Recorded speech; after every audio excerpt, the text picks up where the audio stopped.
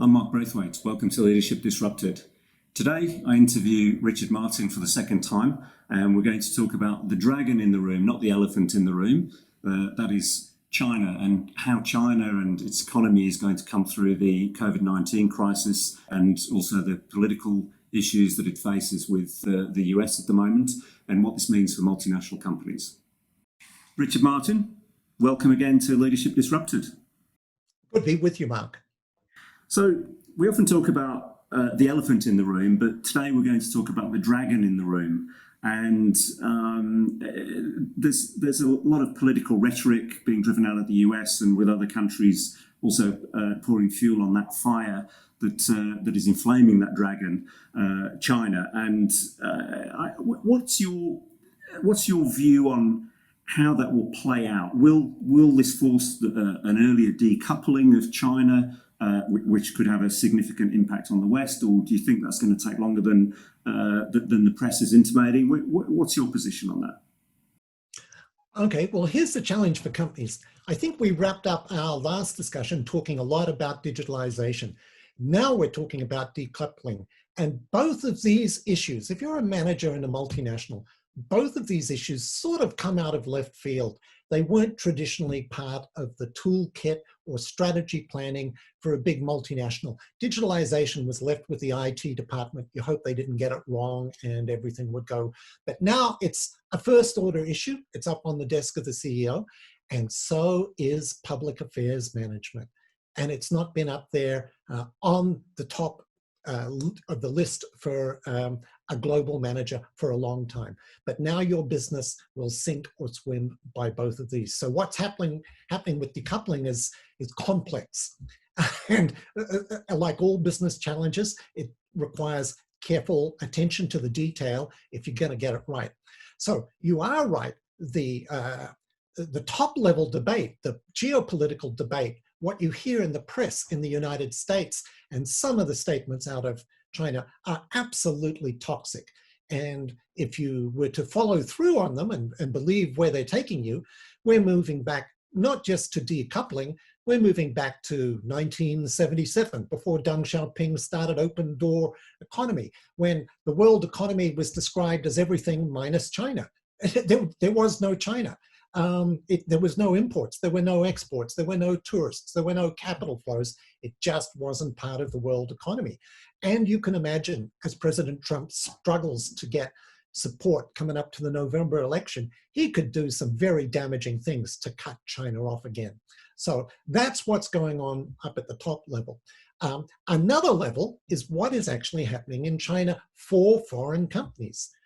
Our forum members who have been working very closely with all levels of administration in China, from the national regulators in Beijing, down through the provincial regulators, down to the city regulators at all levels, the welcome for foreign firms throughout the last couple of months and today is extremely warm. In fact, warmer than it's ever been, because China tends to reach out to foreign firms when it's in a crisis to get help.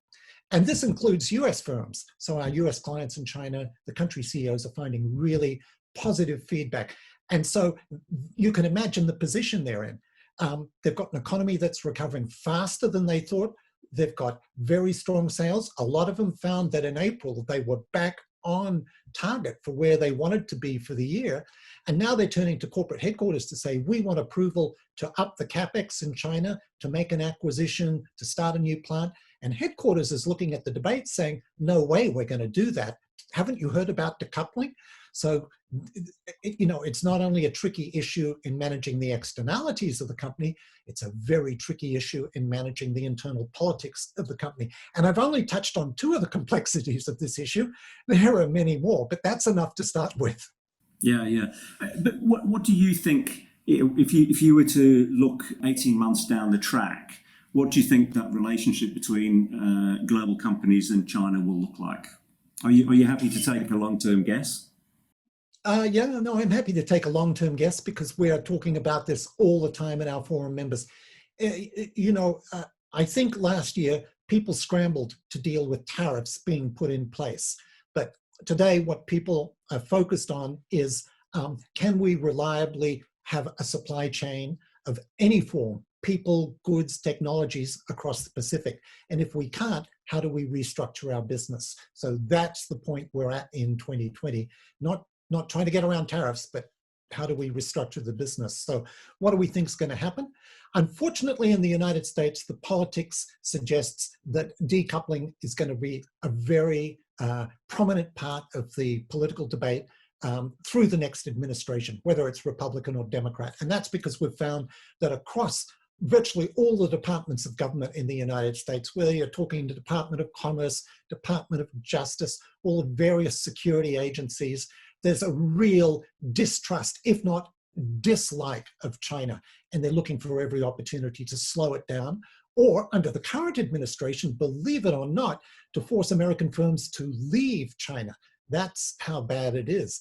Now, what do I expect? So that stays with us.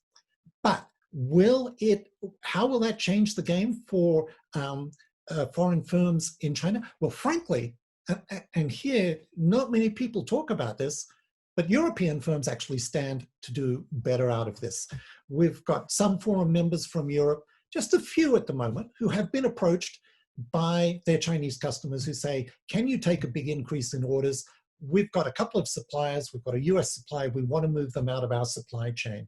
So that goes on. So the Europeans will do well and China will cozy up to them. They've got great technology, they've got markets and all of that. But does it mean US firms pull out? No, but what happens is the US firms have to be smarter about how they work in this environment.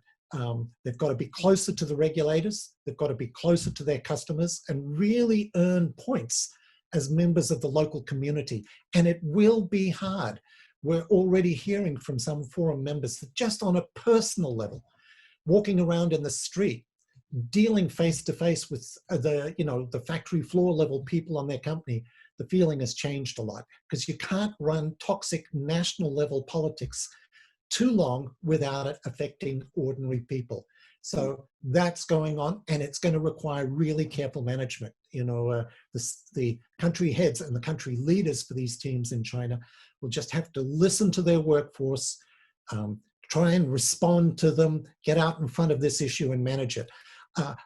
Overall, we think there's a good outlook for multinationals in China.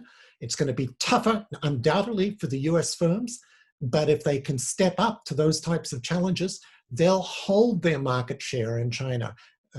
As to whether they grow that, that's up to them, but they should be able to hold their market share. Richard, thank you. Your insights on China are excellent. And we've talked about the dragon in the room. I think our next conversation will be the elephant in the room, which is India. And I look forward to that. Thank you for your time today. Thank you, Mark.